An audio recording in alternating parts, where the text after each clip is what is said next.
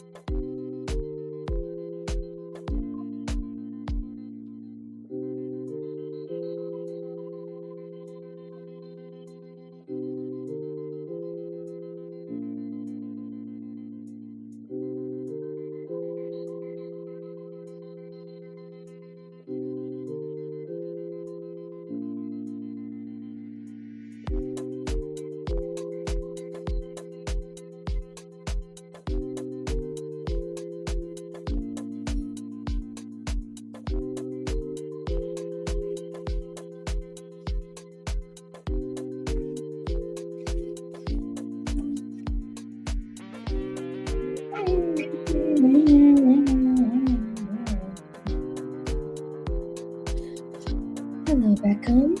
Let's see. Okay.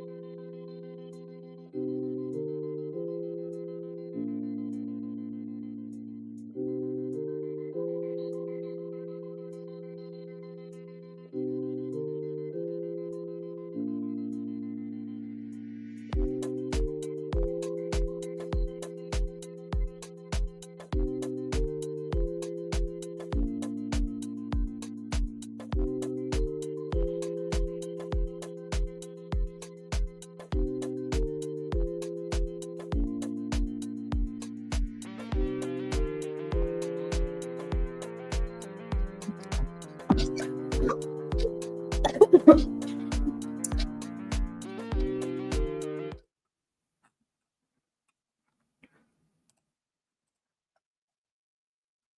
guys, welcome to another live show, another live She Knows Arsenal. Diluted said he's going to be here in like 2 seconds. He was like giving me a hard time about being late, but I've been waiting on him. I got a little cup of noodle. I know this is so bad to like eat in the morning, but I'm so hungry.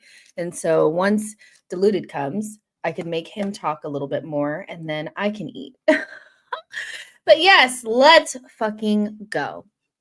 How are we feeling off of the back of like it's the morning after or the day after we did the unthinkable?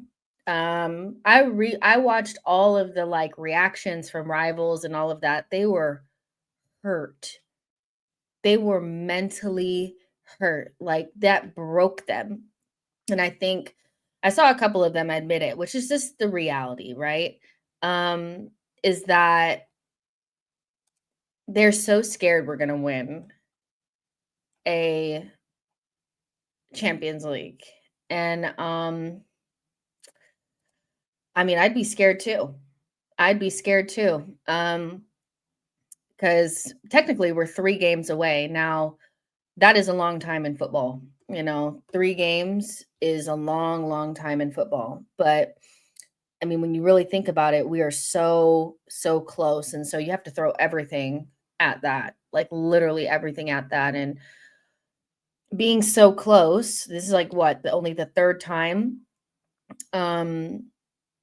that we've gotten to a Champions League semifinal or something like that, like in our history. Just, it would just be the perfect icing on the cake. I think if you have to ask any Arsenal fan what trophy they want to win, they would say the Champions League. I don't know many that would say the Premier League is more important. We've never won a Champions League.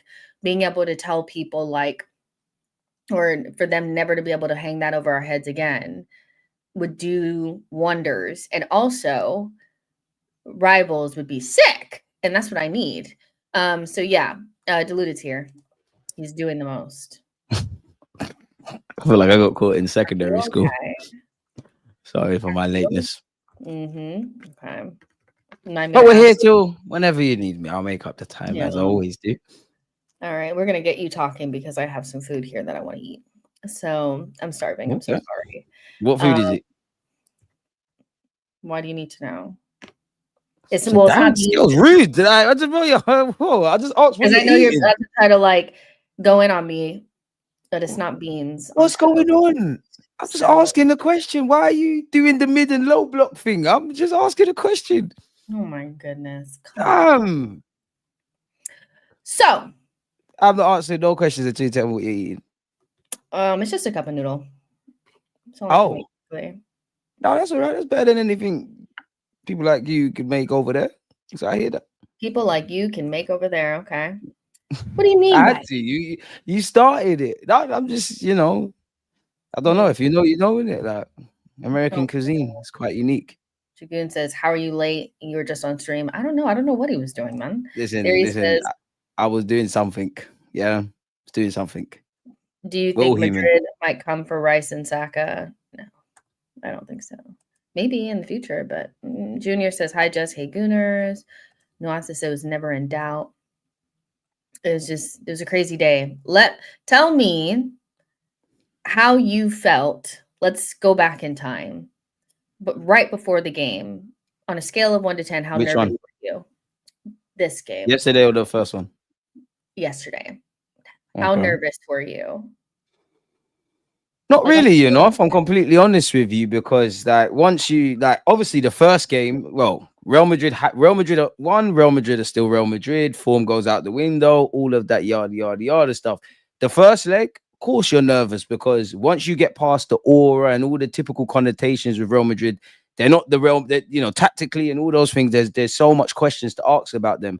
Now, once we played the game, it was all right, and we did what we needed to do. Going into it yesterday, ironically, a bit calm. Like I was I'd say 99.9% calm, with the other percentage of you just never know in football. And then any pressures I had, if you were to ask when I felt nervous, naturally, if anything, probably the first 15, 20 minutes, because a lot of the Madrid players, when they got away with talking about, I cannot say the word, but rotunda and coming back from behind and all of that jazz that they were talking about, they kept saying, we're going to run more first 15, 20 minutes. Now, they didn't need to say that for us Arsenal fans to know. Probably it was going to be a bit like how Aston Villa started against PSG. After that, we weathered the storm well. We looked professional. We grew in confidence. Obviously, we reacted to the mistakes that Saliba made, and if you could say with a penalty with Saka, fairly confident going into the game, man. Like once you get past the Bernabeu, it's calm. Close the roof for what? Do you think that they were talking more because they were overcompensating? Like that whole week was like insane. The talking. Overcompensating, just hiding insecurity, probably trying to make us scared. And I won't say it got to Arsenal players, but under Mikel Arteta, we have seen a lot of teams on occasions. Ivan Toney, probably the best of example, talk a lot. And I'm not saying we focus on it, but it gives us an extra like spring in our step. And you heard, I think Bukayo Saka, Declan Rice, they alluded to that there was a lot of talking. So it's probably a mixture of everything. They tried to intimidate us on and off the field. They thought we'd fall for the aura and all of that. It's probably just hidden in insecurity. There was way too much from the main Twitter account on Real Madrid, all of these social handles, even the Spanish press. I even saw I can't remember the publication, but someone said God is a Madrid fan and all of this kind of stuff. It didn't work, did it? Like it just didn't work. So naturally, I think you bang on the money with that, Jess. 90 minutes is a long time at the Bernabeu. It is. That. I was like, okay, like we get it, but I don't think that it clearly didn't do anything to the Arsenal players. I think Arteta's mindset when he came out and said, like, do the talking on the pitch was exactly how they had didn't come do out. anything for their players. Yeah, we were the more confident of the two, and it really, really showed. First 15 minutes, you're right. I think they tried to rush us, and try to get the first 15, 20 minutes, but we had spoken about this last week that was the most important part of the game. You get through that unscathed, you'll probably be okay. But the first 15, 20 minutes did serve up some things. Like there was 2 penalty shouts and we got one and theirs got called back. What possessed Mikhail Saka to do the Panenka? When it was saved or he missed the penalty, did that make you nervous at all, or were you still quite confident? No, I didn't. It didn't. That didn't make me nervous, and I felt a bit weird. Now, clearly, if somebody else did that wasn't Bukayo Saka, we'd have a lot more energy. I liked it because I am starting to believe more. I speak for the whole squad with this, like with the Real Madrid first leg in the second leg, and actually Arteta. It's kind of like we're believing we're supposed to have been here. And for Saka, for me in the last 2 years, he's still humble, but he's like, I'm him now. I'm that guy now. And I like the fact that in a weird way, I like the fact that he done that. I'd prefer you to just do what you normally do, Saka, and find the back of the net. But I like it. And if it came off, he would have been a genius. If it didn't, it would have been silly. Now, if we go into the PSG game and we have a penalty, make sure you just do it by the book, Bukayo, man. But I liked it. I loved his reaction to it. He didn't feel sorry for himself, but I don't want to see that again. Leave them to Jorginho or something, which obviously weren't in the squad. Never again, Sax, man. Yeah, 100%. And then when they came down and got their penalty, did you think it was a foul? No. No. And I think, again, I don't want to be harsh to the ref because I actually think the ref actually was okay yesterday. I thought, Madrid, you could crumble and whatnot. I didn't like how it took forever. And then once they're trying to see if it was offside, I was like, no. I think football authorities fail to understand for both teams and every team.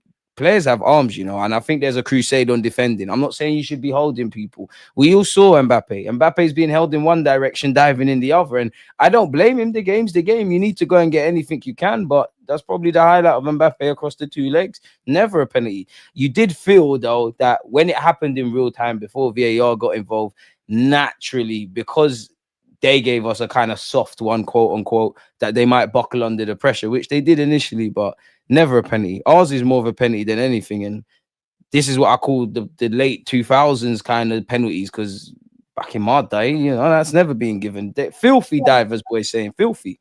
Yeah.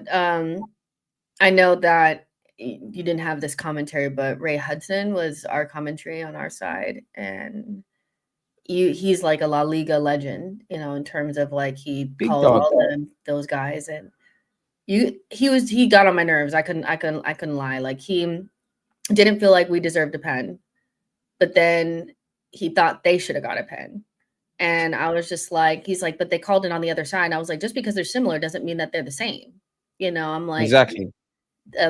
when Asensio pulled, who was it? Who did he pull back? He pulled one of our Merino. He pulled Yeah, one of them remember? back, and he like fully pulled them back and like flipped them over. Where Declan, which you normally would have your body on a player, and yes, he had his Trying arms to around mark. him, but it wasn't what Mbappe fully like threw his legs into the air and fell down. And I was like, Song flopping. his body. Yeah, I was like, they're not even really trying to play for real. They're just trying to like, they need to get something from the referee. And I was happy that the referee was able to see through it and didn't cave. And then also Declan didn't get that yellow, which instantly Yeah. I was like, no, like that's just cannot happen. So yeah, that was a crazy moment. But after that, it seemed like smooth sailing. We started to get our game off a little bit. I want to go through some of the players and some of their performances. We have to talk again. I don't care about our fullback pairing. I don't care. I'm obsessed with it. I could talk about those two all day, every day. Talk to me about Timber and MLS and how good of performances they had in both legs. I mean, Miles Lewis Skelly, what can I say? If I didn't know that you was 18 and you've been in the game for what, 8, 9 months, I wouldn't know. You're a veteran. To do what you've done across the two legs, including at the Bernabeu, to do what you did in the England debut, to deal with the outside noise as well and the fallout between the two legs against City, and just making that left back spot your own, regardless of Tierney, Zinchenko, Calafiori, and anyone else who can play there. It's things of dreams, man. He's made for this. I mean, the man's got an elite attitude. He's a shithouser. He's an effing good footballer. He's built for this. He's made for this. This is what we want to see. And you can have all the ability because Miles Lewis Skelly is not the first young player I've seen come from Arsenal's academy or any academy with ability that I thought, wow. But you need the other stuff. He's got a positive chip on his shoulder. Careful, because the British press will have a field day with that. I don't know how it is in America. It's probably a lot different. Lewis Skelly, amazing. To do what Timber is doing post ACL, I want to stop saying that, but both of them really. But Timber has a shout to be our player of the season. It's nice. Me and you both know, and everyone else, there was a day in the Emirates, a point in the Emirates day and age where we would have loved to have had just one Saliba or one Gabriel Magalhaes or shit, even a Kiwior or one Lewis Skelly or Timber or White. To have this unit, it's amazing. And people call out at a negative and say defensive and mid and low blocks. We are not going to get to where we need to get to without being a good defensive side. Of course, there's little isms and schisms. Timber's amazing. People can do what they want about Madrid and Carlo could have done this and the players. End of the day, everybody thought we was going to get cooked or there would be some clippable moments. Timber stood up strong and he's done that against many a fullback. Two very good fullback pairings, and you look at them two and all the other options we can do, and maybe we bring in a left back.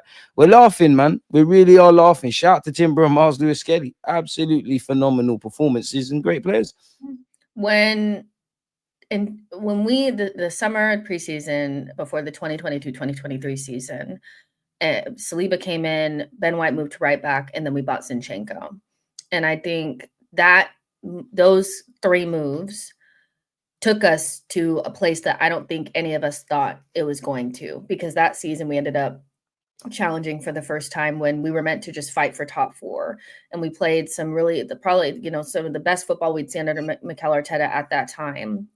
If you would have told me that 2 seasons later, we would have bought Timber and then a kid would have came out of our academy and we would have upgraded upon that, I wouldn't have believed you, because at that time, that was like shitting in high cotton. That was like, wow. Like, because we had just went from like the Bellerins and Cedrics and like, these types I to, forgot they were even defenders at our club. Bloody hell, yeah, PTSD.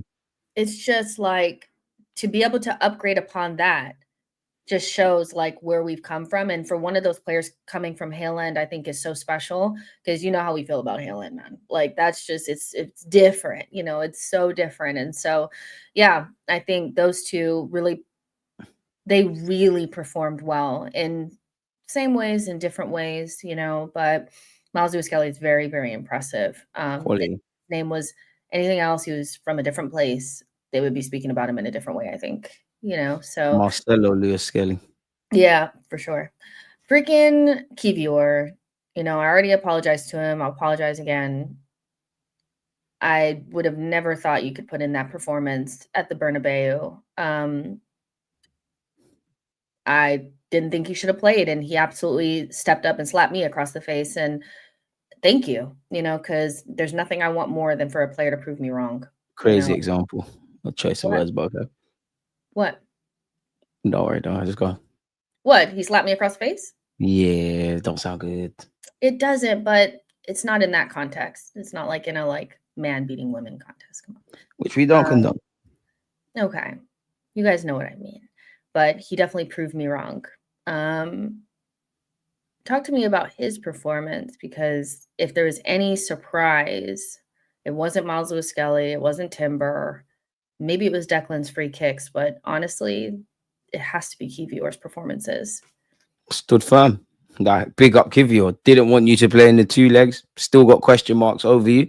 But, I've maintained that one thing I want to see from you is a bit of personality. I've seen that. I've said if you're cool with the role you're playing, which you get your first team football, unfortunately, if people get injured, fair enough. Happy with Kiwior. Don't know if it's going to get Mikel Arteta to utilize him more. Don't know if he's put himself in the shop window, but it's a twofold. I have to give Kiwior the confidence for stepping up in a game like this. This is a game where you could have effing felt sorry for yourself going into it at the Emirates. Even with going to the Bernabeu, I liked his pre-Bernabeu comments, post-Emirates comments, where he was like, I've never played there, but I'm relishing it. He seems like one of those confidence men. Where you look at our defensive system, obviously, with the greatest of respect to Kiwior, you're nowhere near Gabriel Magalhaes, but we should have a defensive system in that where we can evidently see the drop-off, and that's another conversation, but we don't drop off too much. So big up Kiwior, man. I saw some personality. You did what you needed to do. You were switched on defensively. You stood up tall, and it's Real Madrid. They're the two best performances you put in, and that was a real defensive performance, because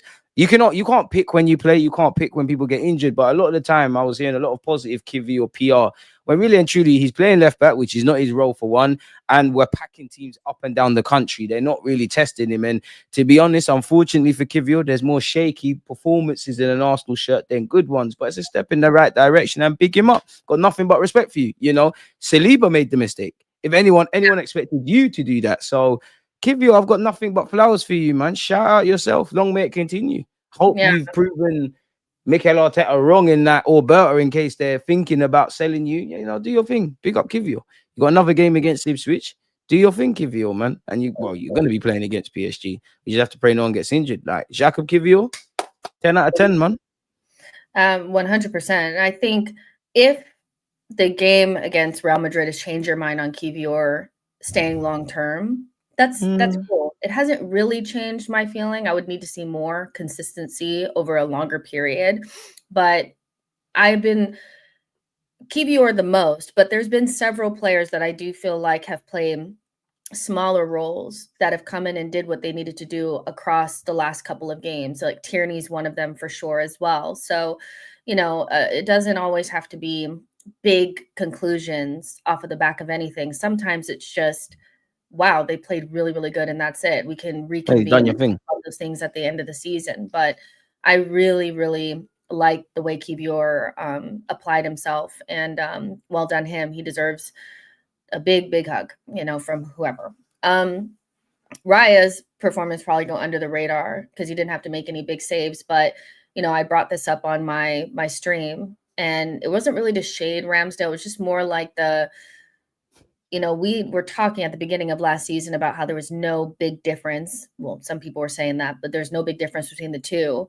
But I think you see in games like the Real Madrid tie, those two games, you can see how Raya just gives us another level. I don't think it's unreasonable to say he's one of the best goalkeepers in the world. I think he is, but what do you think his level is, and what do you think he's like when you look back at the tie that we had against Sporting, where like before in the Europa League, and you had Matt Turner and then Ramsdale do the home leg versus what we've had against Real Madrid. What's the key difference between those two goalkeepers and Raya, just outside of just talent, because there has to be more than talent? I don't want to sound like I'm disrespecting Aaron Ramsdale because you're an England international. You played for Arsenal Football Club. Had Raya have not been available, you know, Ramsdale would probably still be our goalkeeper. And nobody said you're a bad lad, especially when you was on the bench and it was clear that, you know, Raya's the guy. You never dropped your head.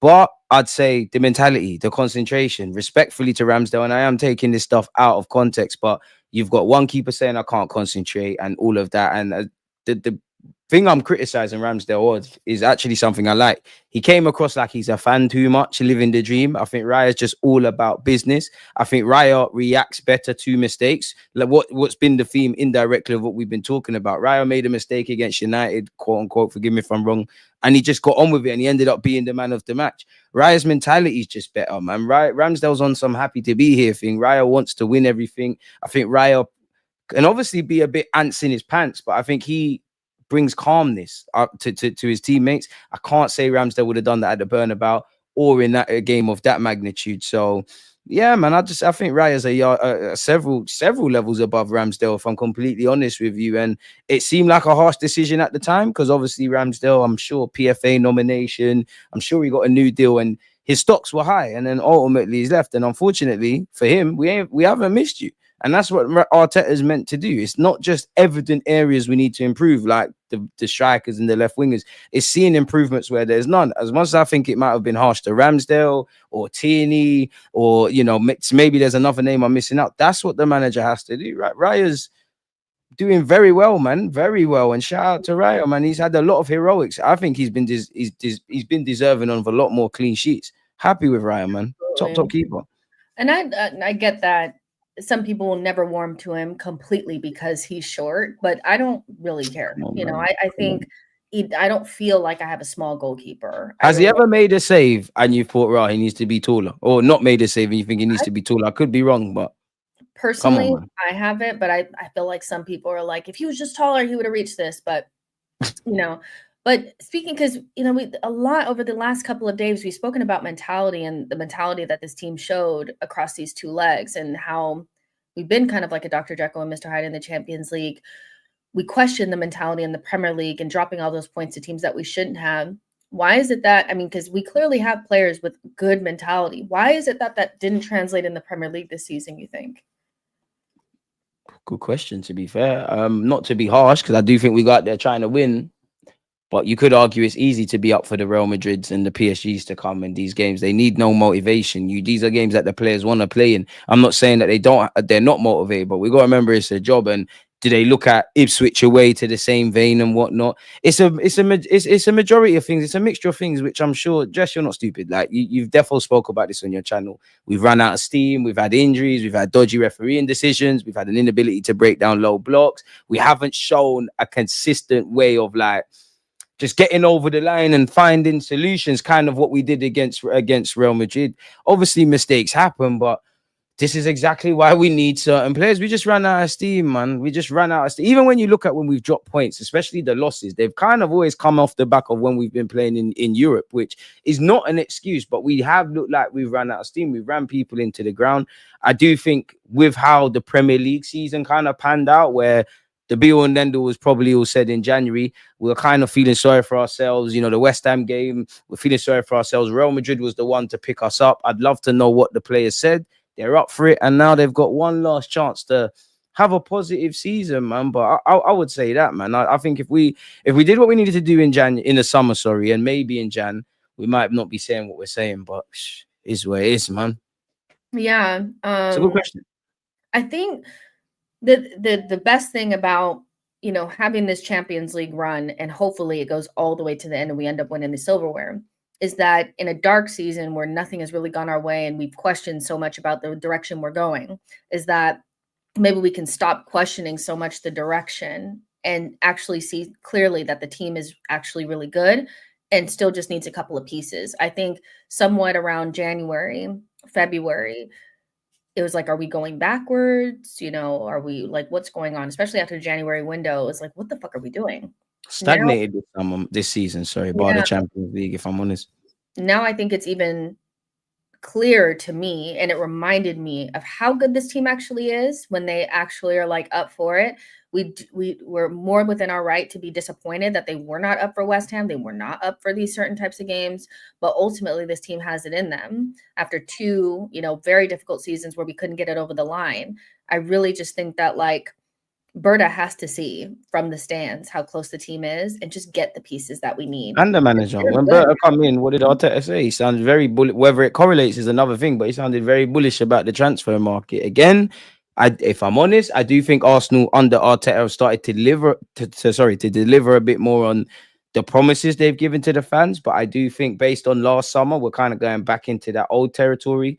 It just shows that we've got a good base and we need to Yeah, harness that. And it comes back to we know the players that need to come in or the positions in the starting 11, and we know we need depth. And I hope Berta, the Cronkies, Mikel Arteta can all do what needs to be done, because despite the fact that we've come up short and it's got to be mentally exhausting, especially in the league, the players haven't down tools. That's not me trying to big up Mikel Arteta or the players. In right. this modern day, once the players down tools and you can see there's no effort in that, the manager has to go. They haven't done that. They Let's definitely have to just get go. over the line, man. Yeah, Yeah, exactly. And I just think it's like a perfect storm of things that came together to make the season exactly. what it is. It's not just one thing. Try to put it on one thing. It's not just one thing. And if we could punctuate this season with a trophy and the one trophy that we've never won, I just feel like it makes it almost like not all worth it, but it does kind of wipe away the sting of the past few seasons, in my opinion. We So won the Champions League. It wouldn't all be cool, but we yeah, could be in party mode for months. You'd yeah. have to book your ticket to London because it'd be parade. And this club is too big not to have had a Champions League trophy and be filled with more pain in Europe than the other way around. So let's just hope we get over the line, man. Yeah, I 100% agree. Make sure you guys are liking the video, subscribing to the channel. Y'all are talking about nonsense in the chat, but let's get back to the football. Big says, I think the way we play football, slow tempo is probably meant for tournament footy because you will score eventually as teams play open, similar to Chelsea when they won the UCL in 2021, resolute defense. I thought the one thing that was keeping our team from being a better cup team was the fact that we didn't have the X factor and the ability to just like be clinical when we needed. But we've seen that like players like Rice and Saka are coming up with the big moments. We've been known, but how big has this tide been for the reputation and the narrative around those two players? What, Rice and Saka? Yeah, especially because like just for context, when we were watching the Euros in the summer, I did feel like they were probably the two most criticized, or two of the most criticized players in terms of why England are not winning the Euros or why they can't compete, especially Rice, so the turnaround, from that, like the narrative around these players has to have shifted a little bit. What do you think? Anyone that has any agenda, I mean, I get it. Rival fans, run your agendas. I don't expect you to rate Saka, nor do I want you to rate Saka or care if you rate him or not. In it, really and truly, we know what Bukayo brings to the table. But you seen what he's done this season, how it started and what he was set to do. Then he got injured and now he's making up for lost time. You've seen what he's done for seasons for this football club since he's become that number 7 right winger, etc. Even going back to when he weren't this world-class player, but he was a different kind of guy for us. He's been doing it for years. You've seen him do it at the Euros. You've seen him do it in, I'm sure, a semi-finals against France in the World Cup. You've seen him do it against Bayern last year. You've seen him do it against Real Madrid this year. At this point, I don't know what else they want to do, but we know what their game is. The goalposts are always going to move.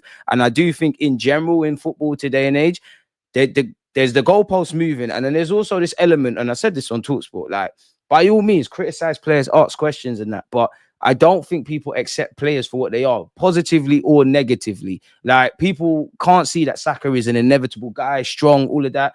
They want him to be something else. Now, obviously, Declan Rice is becoming more of a complete midfielder, and he's doing everything, and we love him for that. But he's never going to be the most eye-catching. Obviously, if he scores free kicks, great. But he's never going to be the most eye-catching a footballer on the turn, looking like one of them Spanish midfielders. Accept him for what he is. Anyone that doesn't think Declan Rice is world-class, I think you're a liar, because prior to signing for Arsenal, you said he's a world-class 6, only behind Rodri. Fair enough. In the 8, I don't know, but the man's a complete midfielder. Like, he can score goals, he can assist, he's consistent, he does it all. If you don't rate Rice, fair enough, innit? At this point, just what can we say? We know Rice is world class. We know Saka is world class. As long as us fans know, and more importantly, not more importantly than the fans, as long as you got the faith of Arteta and the coaching staff for the players, keep doing what you're doing. They're gonna talk. They're gonna talk about this football club. When we win the Champions League, they're gonna say, "Oh, we only got one." When we win the Prem, eventually one day, "Oh, we've only done it once. You haven't retained it though. You haven't done this. You haven't done that." These things have been done to Wenger, to Pep, to Jose, to Fergie, and people are away from that. So we need to stop looking at external validation, man. I agree. Like, we know what we have, so there's no reason to like be whatever. You know, We we are know Declan Rice. I would say, Jess, he's not worth 105 million. it's worth more. He's worth a whole fucking load more, mate. Yeah, we owe Thank West you, West Ham. Ham. Aha says Rice's performance yesterday, one of the best individual performances I've seen from an Arsenal player ever. I think especially like in the Emirates era, for sure. You know, at the highest level against the highest level of competition, yes, absolutely. Living up to the price tag over and over and over again. And you could just see that like the individual battle between him and Jude Bellingham was frying him. It was frying Bellingham. He And just then he tried to pick on Lewis Skelly.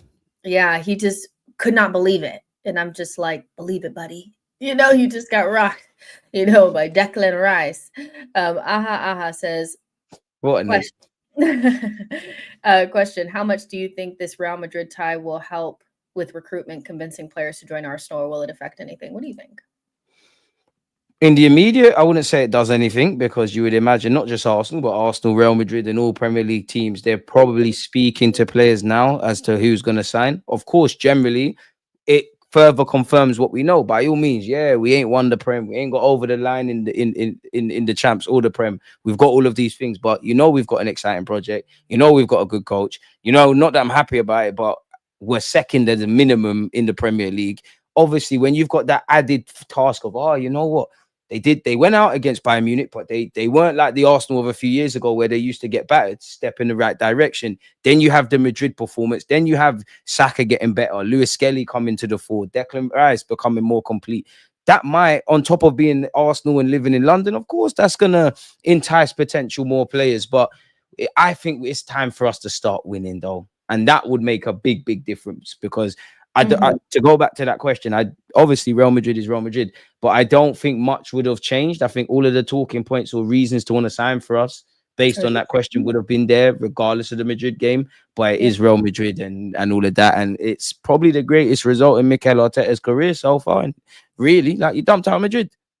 I mean, I don't know what he would say because I know dumping out Real Madrid, FA Cup, it might not be the same in some, but you've managed at Wembley and won a cup final. But give or take, I would say those 2 legs is probably the highest he's ever felt as a manager.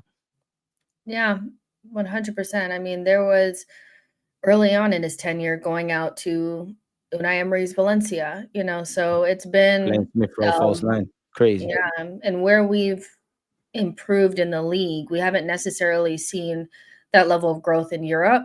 And I think this season, I didn't start really paying attention to it until after that league phase, but that's been a pretty much like a just business as usual for us, you know, and I think, you know, we're seeing that they're much more confident in the Champions League. So hopefully they can get it over the line.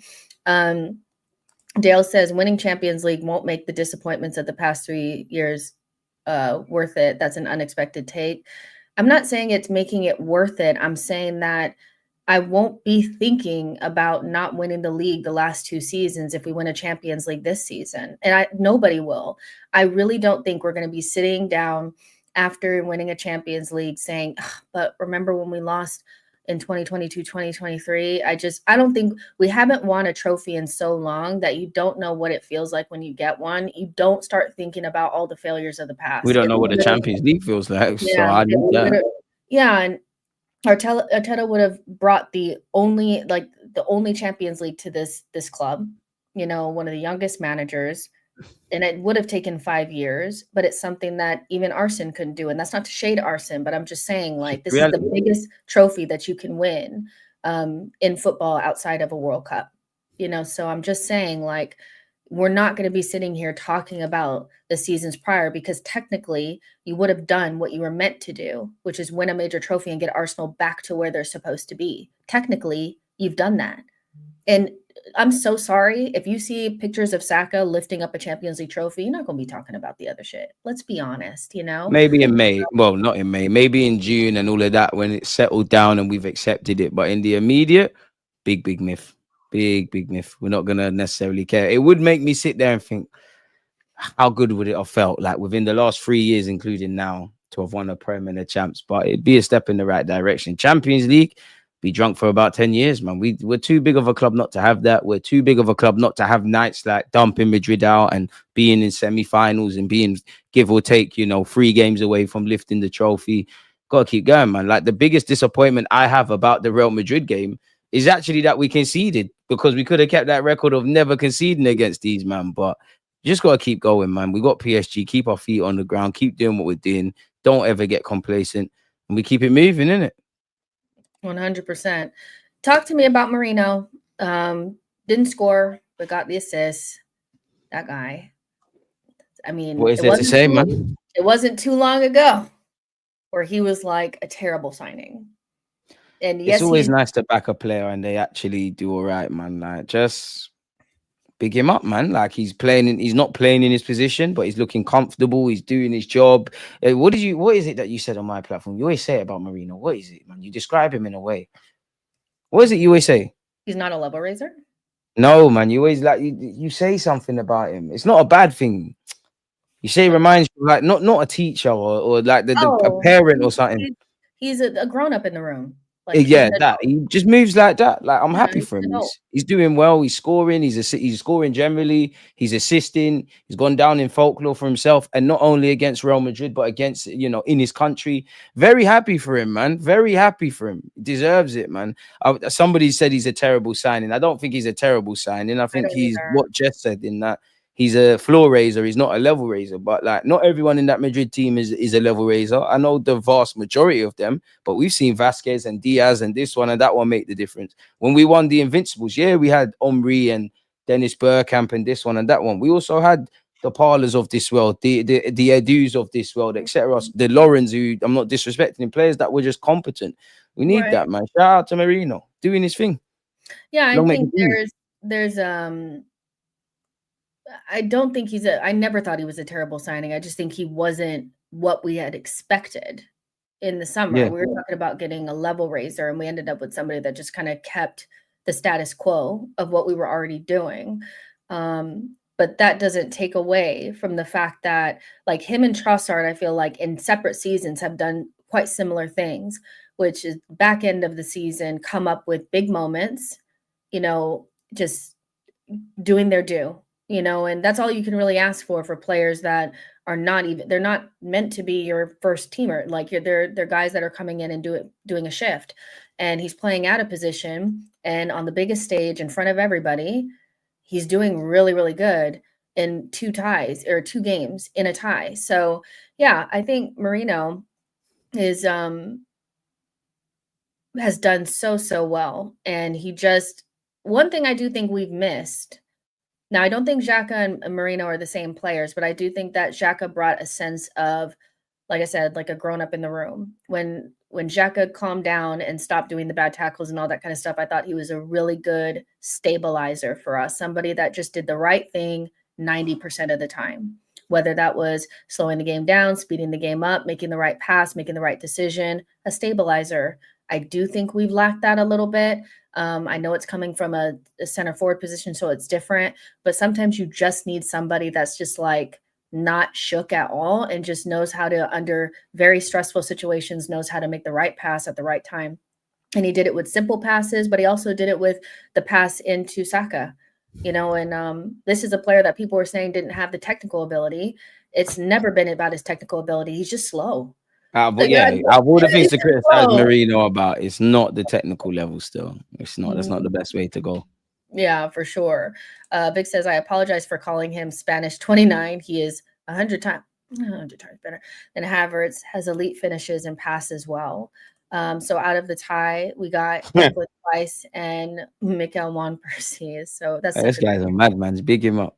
Ash says, someone said it well. He's a reverse Joe Linton midfielder who's actually better at striker. Let's see. Box Fresh says, Started a bit dodgy in midfield early on in the season, but he's found his feet nicely. I think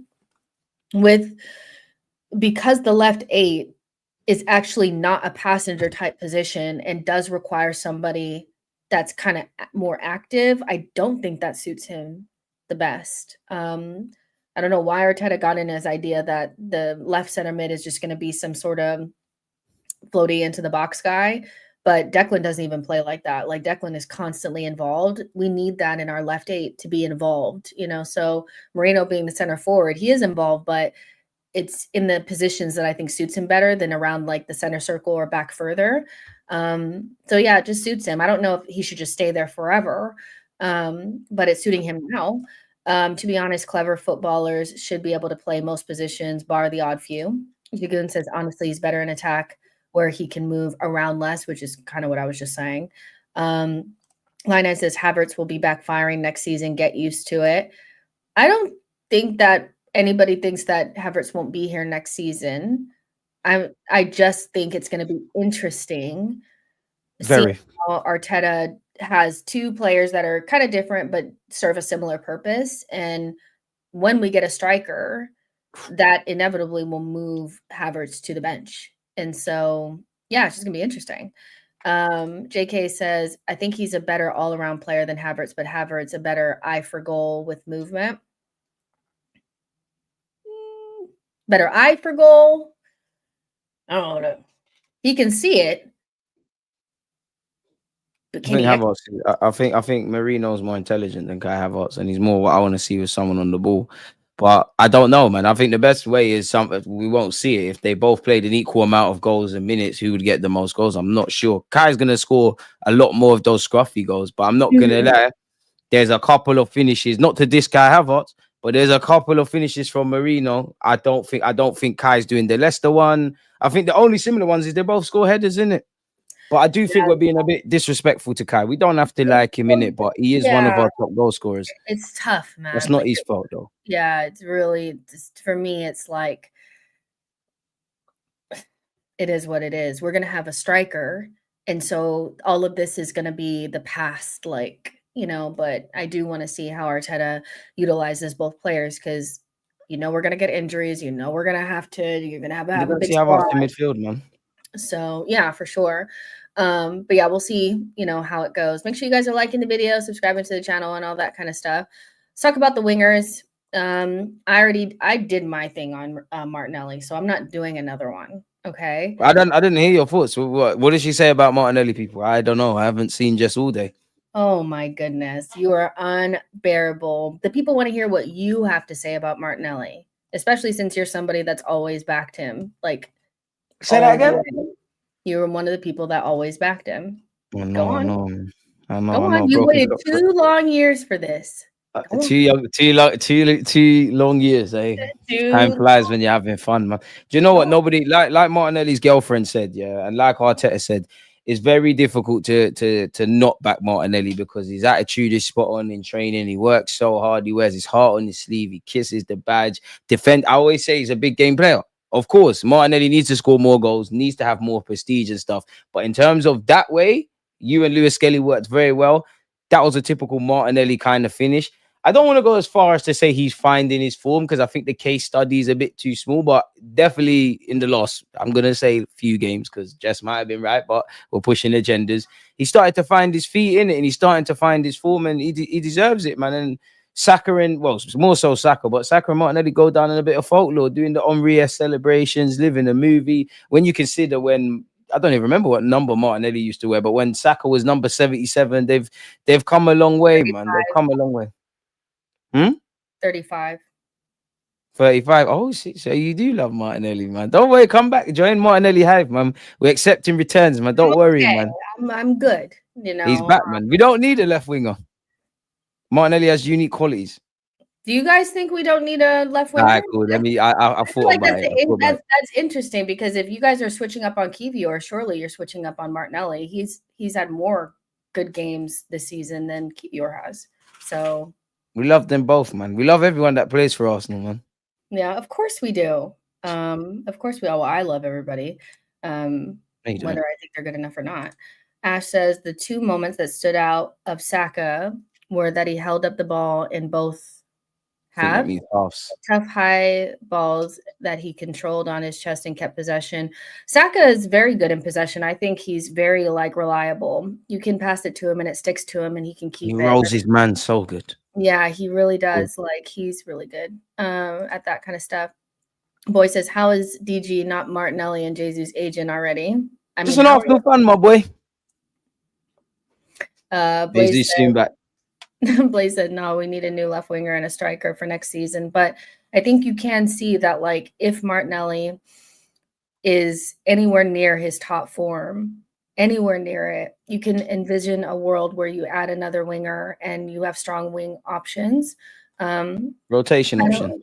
Yeah, exactly. Like it's not that deep. We need a bigger squad, in my opinion. So it is what it is. And again, no matter how I feel about the player, I want them to play well for Arsenal. Like there's no way I'd want Martinelli to play poorly. Like it's not fun. Boy says both Martinelli and Trossard have to be sold. That ain't changing. I don't care that Martinelli nutmegged Endrick or scored on the break. He should have scored in 15 other matches. I think that's harsh. It's a little bit. He's a tough man to please, man. Like he's never happy. No, unless you mention Jonathan David. I know, loves Jonathan David, but hates Martinelli. It's crazy. Question for all: which Real Madrid UCL knockout did you enjoy more, 2025 or 2006? 06. You think 06? Henri. Yeah, Henri, like big up the team out there now, Lewis Skelly, Saka, the rest of them, but nostalgia, 06. I remember vividly the talking points about 06. No one gave us a chance. Like that Henri finish, the way Henri wasted time. Yeah, man. And obviously we got to, obviously I don't know how this one's going to play out, but we actually got to the final. This is very true. Yeah, we need to get there this time as well. So Partey had a very good 2 legs, but we'll be missing him for the home leg. What do you think we're going to do? Like, how would you approach it? I know we kind of talked about it on your channel, but yeah, it's. Oh, man, Jess. God knows. Merino, surely. Merino and then Trossard in it. Feels like that's the easiest one. Don't think we're going to see Lewis Skelly. Think Jorginho could slot in, but I don't know the status of Jorginho. I'm not sure we're going to see Zinchenko or Miles Lewis Skelly start. I think Jorginho, if fit, he'll go in. If I had to put money down, probably Merino slips in, make pause. Maybe Rice goes to the right-hand side, and then you get your Trossard in and then keep it moving. I think it all depends on Jorginho. Yeah, idealistically, like what Josh is, well, not really Josh, but do we know if Calafiori will be back? That would be just like an extra thing to have because he wouldn't be starting. But if Jorginho is fit, then that's just the natural thing to do. It keeps everything the same. We don't have to break our brains trying to figure it out. You just put Jorginho in there. And the one thing I will say is that I do think that playing against PSG suits Jorginho more than playing against Aston Villa. Depends on the tempo of the game, but in terms of just being a baller and all of that, I see why you say that, and I agree. Patiño and them like dribbling past him or running away from him. And I trust Jorginho. Huh? What happens to your voice? I don't know. Is something wrong? Oh, it's like a little. You need some water. Like I was thinking, what? Are you all right? Like I thought my ears were betraying me. Just seeing you all right. A girl said, "Leave it." You lot can see she's horrible. I asked, "What happened to your voice? Are you okay?" And she's on to me. What are you eating? No, you said you're gonna be on to me. Something wrong with you? Hates me. Sorry for being a caring co-host. It's like you're the worst. Okay. But yeah, I think I don't know what happened to my voice. It just went away. I actually trust Jorginho probably more than most. How much of a drop off do you think like a drop off or would Jorginho be to Partey playing in the form that he's playing in?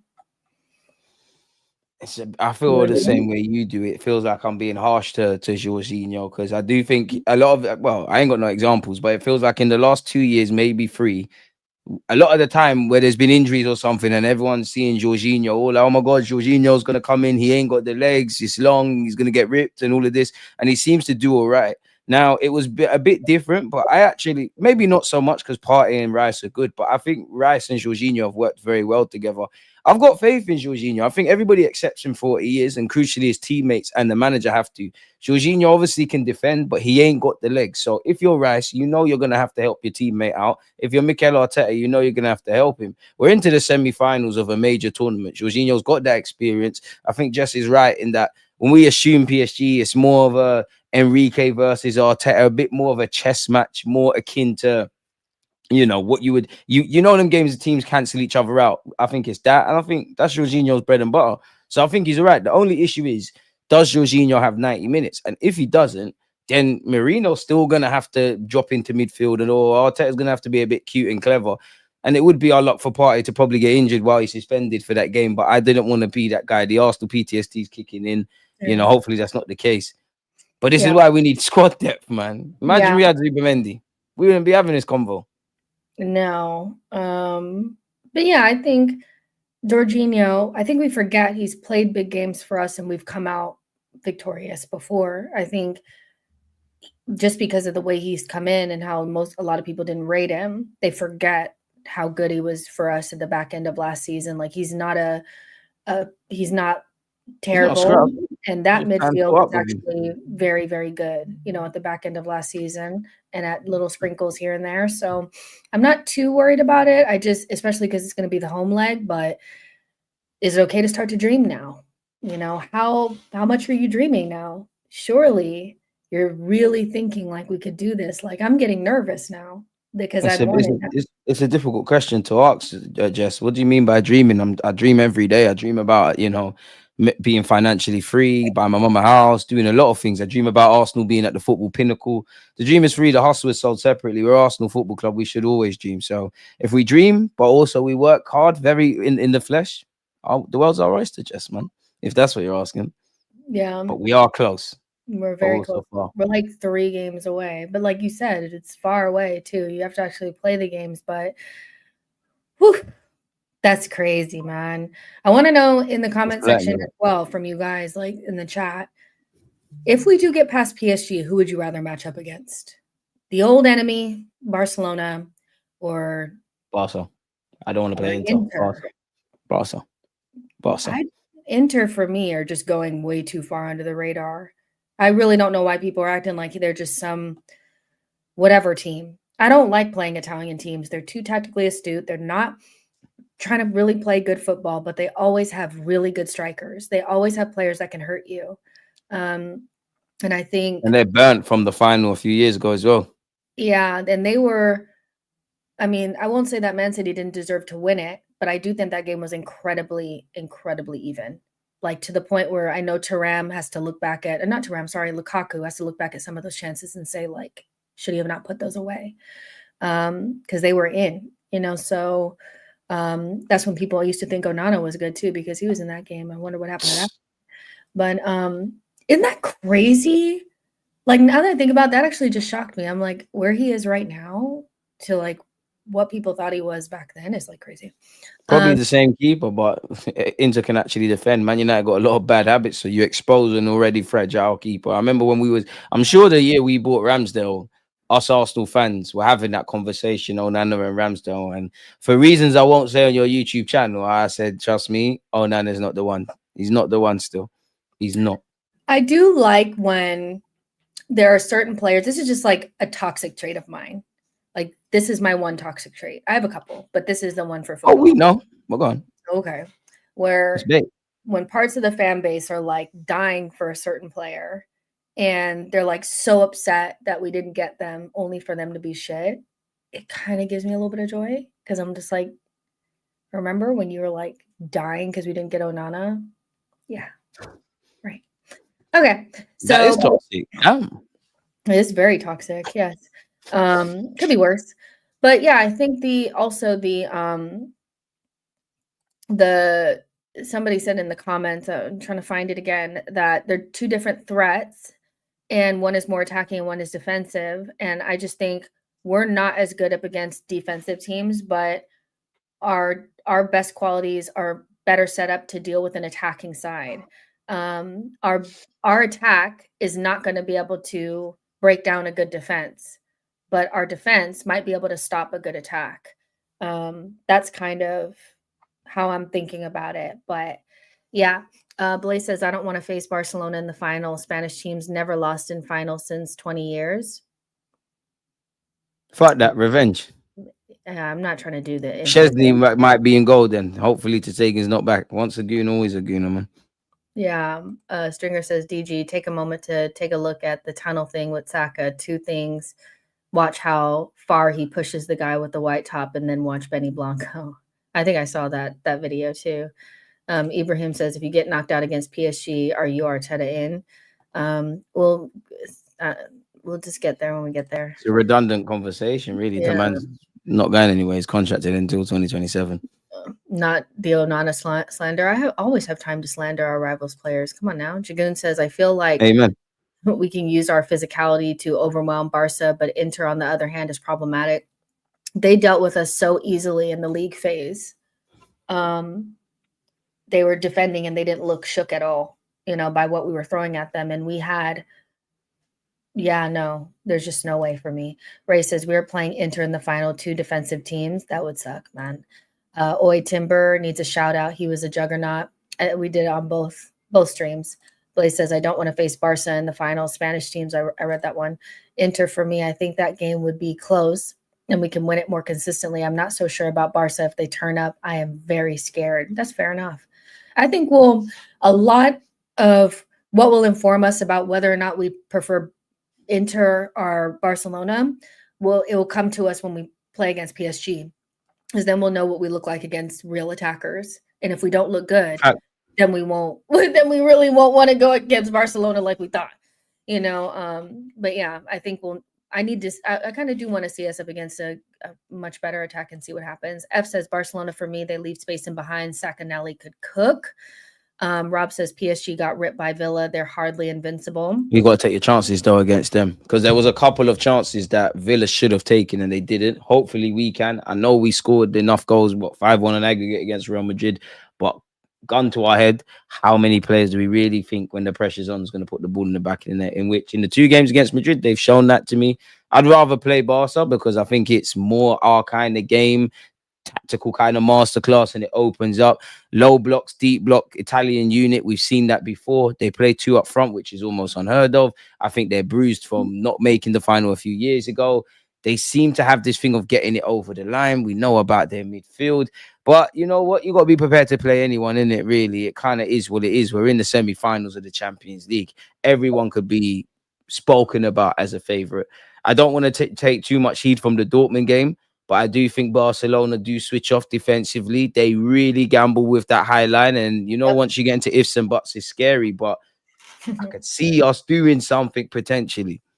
Yeah, I mean, at this stage, every single team that you're going to come up against is going to present some sort of thing that doesn't really match up well with you, but you just gotta do what you gotta do. Like at this stage, make fights by hook or by crook. But you know what? Like, I keep having this vision of us beating Barcelona in the final on a really pinball type corner, and it just scruffing off of somebody's ankle and going in the back of the net. I would love it. I would love for us to win on some sort of weird corner situation, just for everything to come right back center. So just for people to be like, you just won it on a corner. We don't care. And let the camera pan towards Nicholas Hover for no reason. I'm on that. Exactly. I'm on that. I love it. Fingers crossed, man. Says, right now, I reckon Inter beat Barcelona and get to the final, just like 2010, like us with Real Madrid. Sometimes history really does repeat itself. Doesn't it? Haha. Ash says that would be the greatest day as an Arsenal fan, better than being invincible. Ray says, I'm calling it, will be champions. Lionite says PSG is currently a free-flowing team, brilliant in attack. Yep. Prom I says Lee said we can do it. It's interesting. Rob says, off of Kiwior. Yes, off. That's the exact player I was thinking about too. Off of Kiwior's ankle in the back of the net. It can come off someone's backside. Put. I don't care how it goes in ears, arse, fingernail. If they're not looking, I'm on all of that. But Felix Yeah. is right though. Step by Yeah, step. let's just stick to Tranquillo, calm. exactly. So yeah, I'm loving it. Let's go ahead and wrap up, you guys. We also did a show on Deluded's channel. You guys can go back and watch that. We did hit some of the other things too on that one, but I didn't want to repeat too much so that you have a reason to really like watch both. Where can they find you? And what are you up to? Are you going outside Well, I'm up to you. At this point, I don't know. I have to check on StreamYard for when I next go live. I'm pretty sure I'll go live tonight. I've been live with Jess, been live with Matt. I've just done a lot of live streams and content, so go and check that out. You just got to type in Deluded Gooner if it's not in the title. And yeah, if you want to hear rambles and excited Arsenal content, you guy.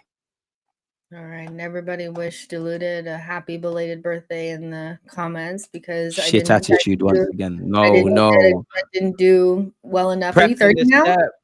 Huh? Are you 30? Yeah. You are 30. That's so funny. Oh my, how the turntables. It's sad. Nah, it's calm. It's calm. It's calm. It's calm. Your 30s are your best years, like the 20s or whatever. Is that what you were saying 20 years ago? I was scared to get into my 30s, and now I'm like, damn, this is great. You know? Thank you, Addicted. What crazy name. I hope you're not addicted to anything, but thank you. Thank you. Don't be addicted. You're gonna end up like Jess. It's cool. Oh my gosh. Guys, make sure you like the video and subscribe to the channel on your way out, and we'll see you guys on the next one. Bye, guys.